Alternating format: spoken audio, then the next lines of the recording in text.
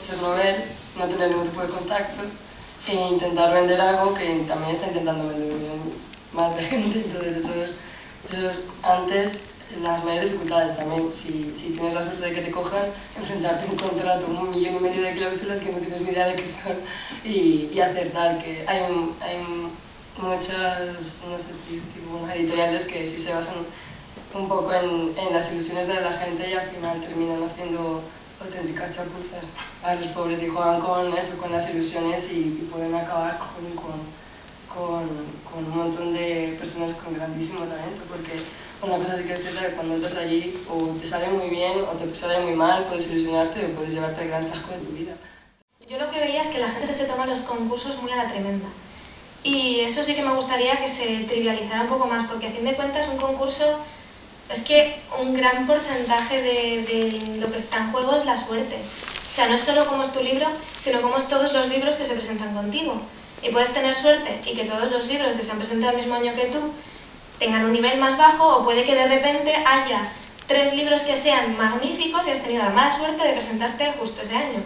Y yo lo que veía es un montón de gente muy buena, además que yo conocía, les había leído y eran estupendos, que ni ganaron ni quedaron finalistas el año en el que gané yo y vamos, era una cosa de no voy a escribir en la vida, no me van a publicar nunca porque fíjate, este libro con lo que me costó a mí no le ha gustado al jurado, es un libro de mierda.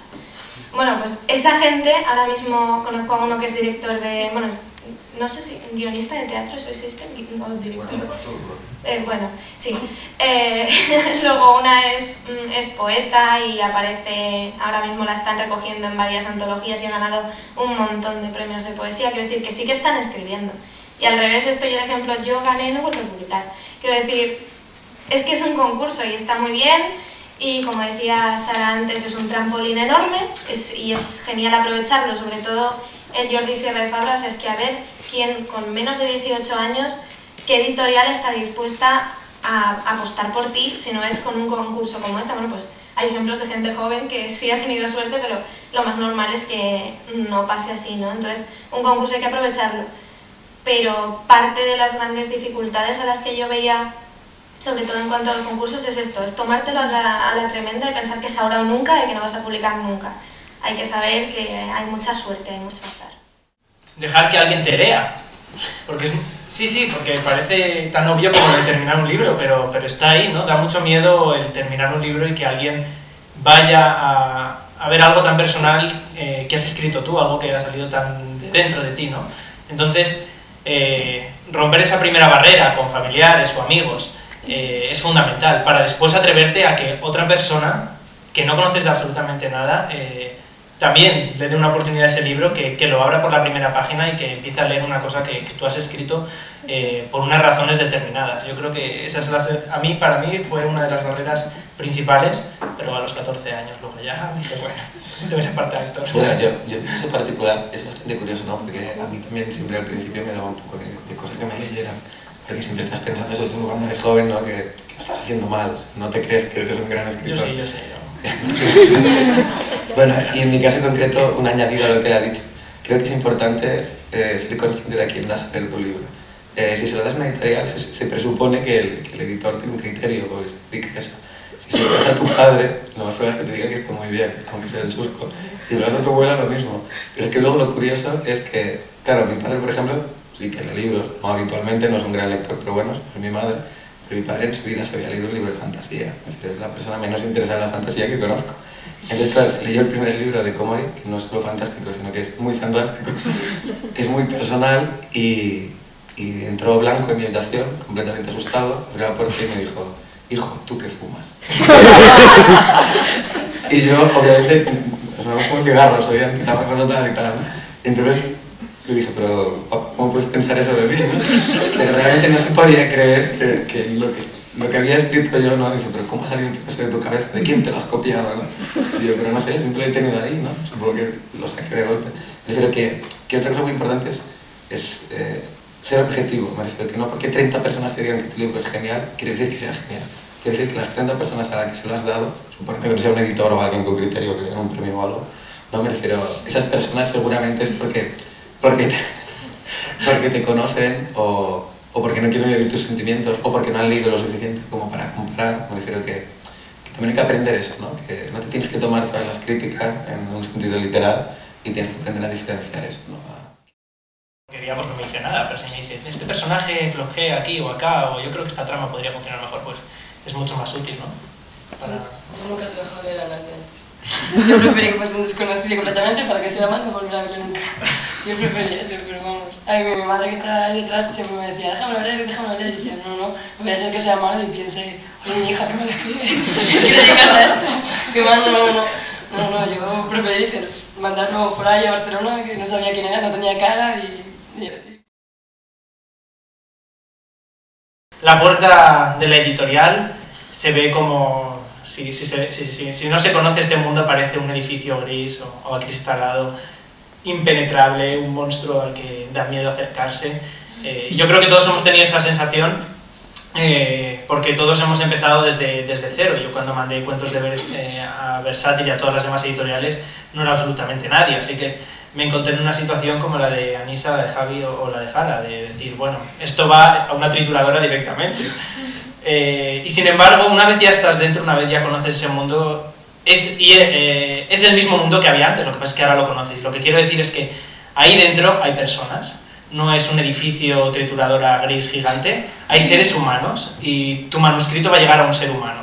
Es decir, me parece una obviedad, pero igual que lo anterior, es importantísimo tener esto claro.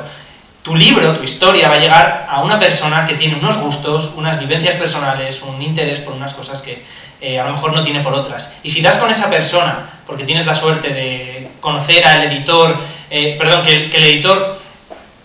al editor le guste el tipo de historia que tú estás contando, ya tienes algo ganado, que es simplemente el hecho de que esa persona se interese por tu historia. Y una vez ya tienes eso, el resto del camino es mucho más sencillo, porque ya es alguien con el que estás hablando, es una persona a la que te manda un email, es una persona con cara y con manos y pies y cabeza, que a veces que te responde y con el que puedes hablar y con el que puedes tratar una serie de temas que antes creías imposibles porque veías un edificio gris. O sea que una vez cruzas la puerta, te das cuenta de que en el fondo estás hablando con personas que podrían cruzarse por la calle o que podrías conocer de otra manera. Ahora bien, cruzar la puerta hay dos opciones, como sabéis. Una es, aparte de los concursos, es ir por tu cuenta y enviar los libros como hicimos Anisa y yo, o bien ir con agente, como es el caso de Javi con Komori y ahora... Llevo, creo que 12 años con Isa, y un día se me ocurrió que, bueno, para desconectar un poquito de esto de los guiones, en regalarle por Navidad un cuento. Pero un cuento de 30 páginas, o sea, no quería tampoco que fuera mucho más largo. Pero me enfrasqué en esto del cuento y vi que la historia que estaba desarrollando daba para mucho. Total, me dije, bueno, se lo regalaré al año siguiente, yo mismo el cuento sacar un libro. Tardé, creo que como 4 años en escribir el primer libro.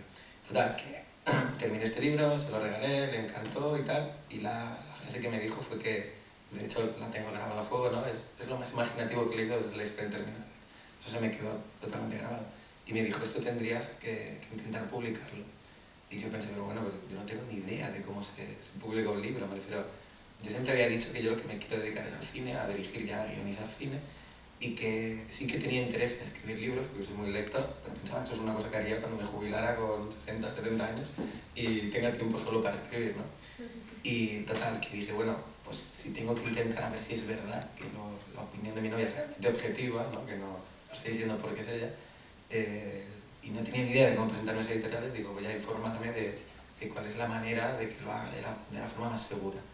Entonces nada, vi que existía una figura que era la del agente literario, descubrí que al agente literario no lo contratas, te elige él, pero el agente literario no cobra, lo que hace es llevarse una parte de tu porcentaje, ¿no? O sea, si no hace bien su trabajo no cobra tampoco, él apuesta por ti.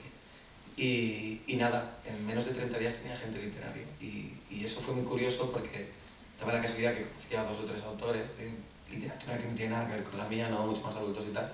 Me decían, no, esto es imposible, yo no he conseguido agente literario en 5 años, yo no he conseguido qué tal. Y en 30 días pues yo tenía agente literario. Entonces ahí empecé a creérmelo, dije, ostras, a lo mejor sí que tengo algo entre manos que vale, porque por un lado aprendía de lo que ella me contaba, ¿no? de cómo es el proceso de llegar a publicar un libro, y por otro lado de las cosas complicadas como lo de los contratos y sus cláusulas que hablamos tú antes, pues tienes a un asesor, ¿no? Tienes a alguien que te explica qué quiere decir cada cosa.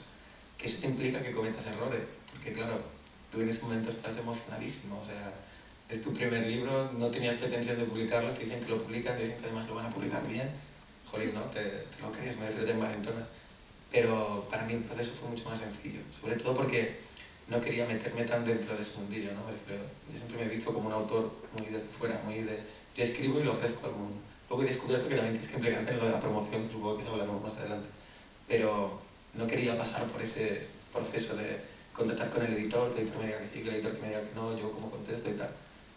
A veces es peor también tener a gente, porque como no te llega toda la información, te puede decir, te han rechazado en esta editorial. Y luego preguntas, ¿pero por qué? Y te lo definen en una frase. A lo mejor el editor, cuando lo ha rechazado, le ha dado un informe entero de por qué no funciona el libro, ¿no? Creo que también hay una parte muy opaca. Pero bueno, desde mi punto de vista ha sido algo muy positivo y que ha hecho más llevadero todo el proceso.